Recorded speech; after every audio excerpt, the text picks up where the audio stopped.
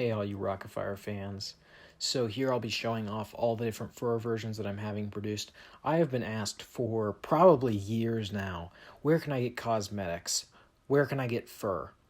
And up until now I really haven't had an answer, but recently I decided that I would take on a project, and that was having a lot of the different Rock-afire fur versions reproduced. It was going to be difficult, it was going to be expensive, but I knew that people needed it, I needed it myself, and so really, that's what got this project started. So as you can see right here, we have beach bear fur, and you can see how lush and soft that beach bear fur is. One of the things that I've stressed on my eBay listing is that it's not just the color of these furs, which match almost exactly, it's also the texture. A lot of people don't know the original Rock-afire Explosion fur has different properties than fur that's sold today.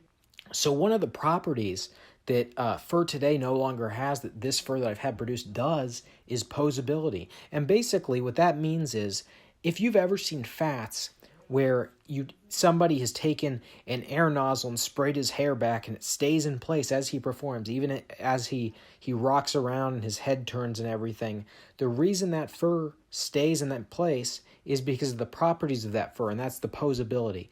And the way you get that is from the composition of the actual fur fibers. So I've had the composition of these new furs match the originals almost exactly, and that was something that I knew was very important, because new furs nowadays, they just do not stand up to the test of posability or looking nice at all. So I knew I had to do that. One thing to note about beach bear's fur is many people don't know beach bear's fur is not white. It actually isn't. It's off-white, and not just that. Beach bear's fur actually has a yellow or tan base. So his fur is a multi-tone fur. At the base of the fur you have a tan, and then you have white or off-white tips that give him a very realistic polar bear look. So it's very important, if you want an original looking beach bear, that you have fur like this. And nobody produces any fur. With Rolf, you have some places that might sell one that's a little bit close, but really it's not. But with beach bear, you're going to find nothing like it at all. So, yeah. Okay, and over here you can see Mitzi fur, and really this is one of my favorite furs.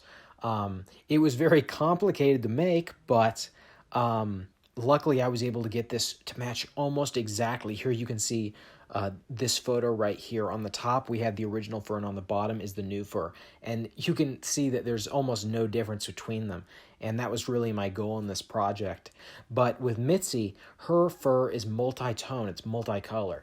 It has white, it has brown, it has gray, it has all these different fibers mixed together, and I was like, how am I going to get this produced? But I was able to, and so that will be available soon, and you can see how nice it looks, how soft it is.